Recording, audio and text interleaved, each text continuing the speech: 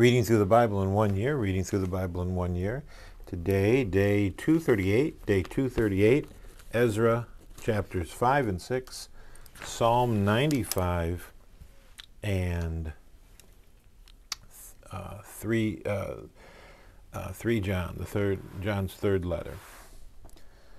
Beginning first with Ezra chapters 5 and 6.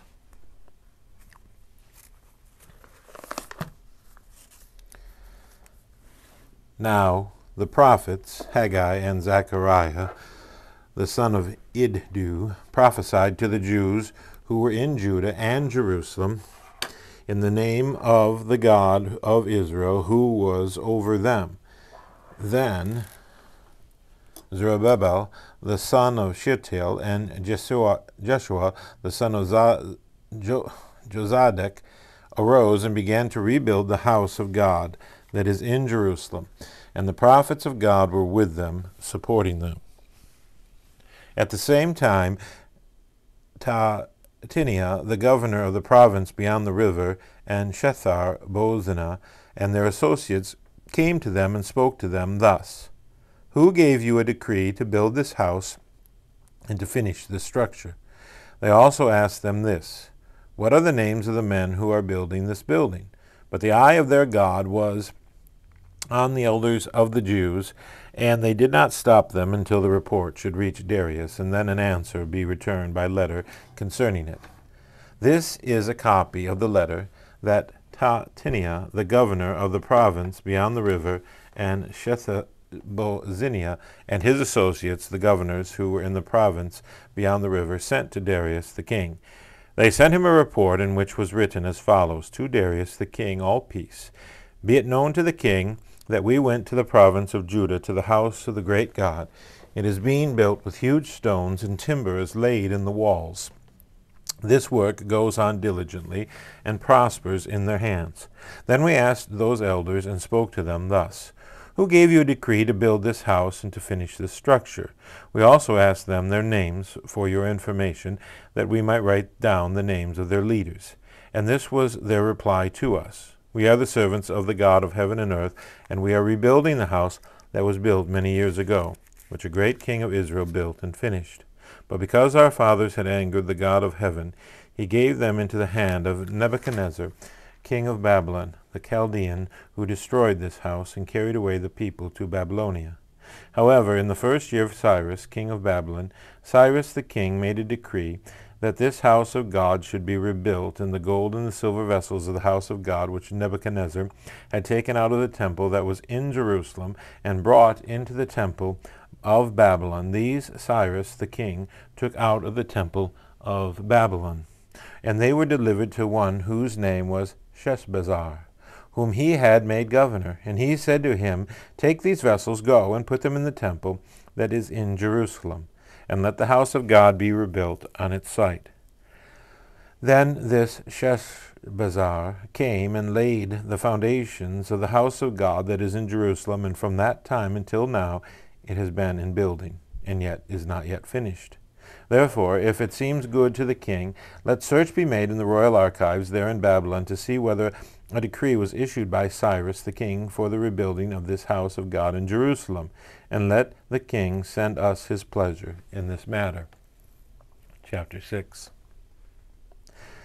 Then Darius the king made a decree, and search was made in Babylonia, in the house of the archives where the documents were stored, and in Ecbatana, the capital that is in the province of Media. A scroll was found on which this was written: A record. In the first year of Cyrus the king issued a decree concerning the house of God at Jerusalem, that the house be rebuilt, the place where sacrifices were offered, and let its foundations be retained. Its height shall be 60 cubits, and its breadth 60 cubits, with 3 layers of great stones and 1 layer of timber. Let the cost be paid from the royal treasury, and also let the gold and silver vessels of the house of God, which Nebuchadnezzar took out of the temple that is in Jerusalem and brought to Babylon, He restored and brought back to the temple that is in Jerusalem, each to its place. You shall put them in the house of God. Now therefore, Tattinia, governor of the province beyond the river, Shethar-bozenah, and your associates, the governors, who are in the province beyond the river, keep away. Let the work on this house of God alone. Let the governor of the Jews and the elders of the Jews rebuild this house of God on its site. Moreover, I make a decree regarding what you shall do for these elders and of the Jews for the rebuilding of this house of God. The cost is to be paid to these men in full, and without delay from the royal revenue, the tribute of the province from beyond the river, and whatever is needed, bulls, rams, or sheep, for burnt offerings to the God of heaven, wheat, salt, wine, or oil, as the priests at Jerusalem require. Let that be given to them day by day without fail, that they may offer pleasing sacrifices to the God of heaven and pray for the life of the king and his sons. Also I make a decree that if anyone alters this edict, a beam shall be pulled out of his house, and he shall be impaled on it, and his house shall be made a dunghill. May the God May the God who has caused his name to dwell there overthrow any king or people who shall put out a hand to alter this, or to destroy this house of God that is in Jerusalem. I, Darius, make a decree. Let it be done with all diligence. Then, according to the word sent by Darius the king, Tattinia, the governor of the province beyond the river, Shethar-bozenah, and their associates did with all diligence what Darius the king had ordered. And the elders of the Jews built and prospered, through prophesying of Haggai the prophet and Zechariah the son of Iddu.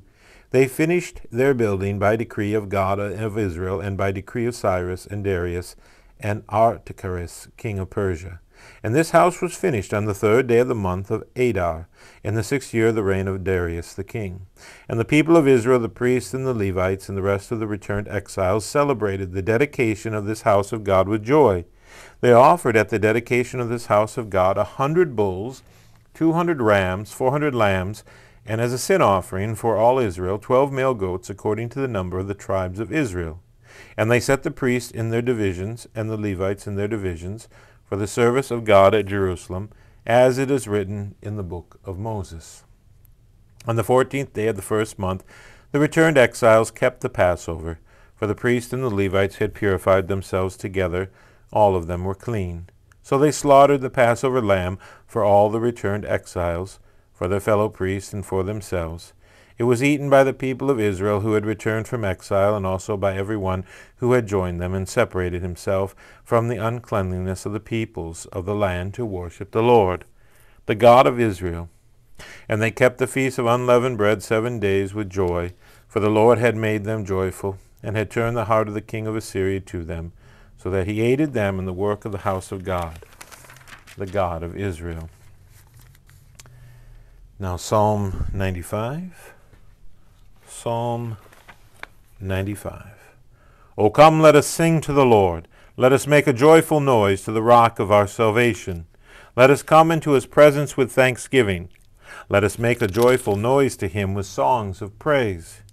For the Lord is a great God and a great King above all gods.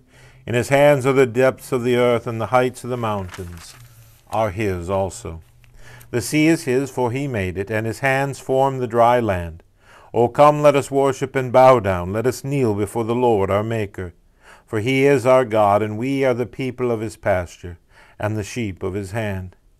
Today, if you hear his voice, do not harden your hearts, as at Meribah, as on the day at Massah in the wilderness, when your fathers put me to the test, and put me to proof, though they had seen my work.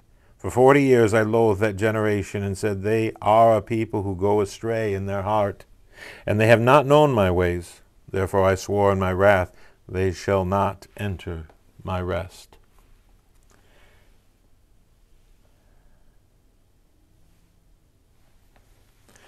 And 3 John.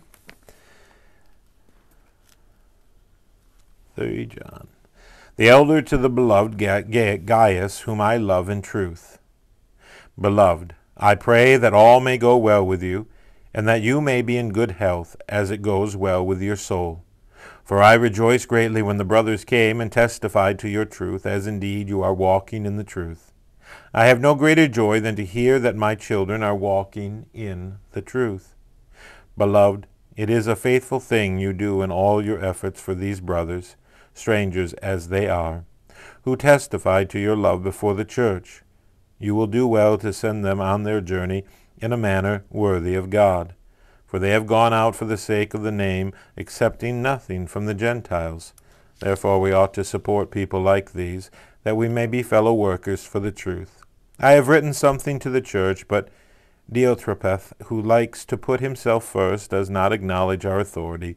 So if I come, I will bring up what he is doing, talking wicked nonsense against us, and not content with that, he refuses to welcome the brothers, and also stops those who want to, and puts them out of the church. Beloved, do not imitate evil, but imitate good. Whoever does good is from God. Whoever does evil has not seen God. Demetrius has received a good testimony from everyone, and from the truth itself. We also add our testimony, and you know that our testimony is true. I had much to write to you, but I would rather not write with pen and ink. I hope to see you soon, and we will talk face to face. Peace be to you. The friends greet you. Greet the friends, every one of them. And that's the end of day 238, Ezra, chapters 5 and 6, Psalm 95, and 3 John.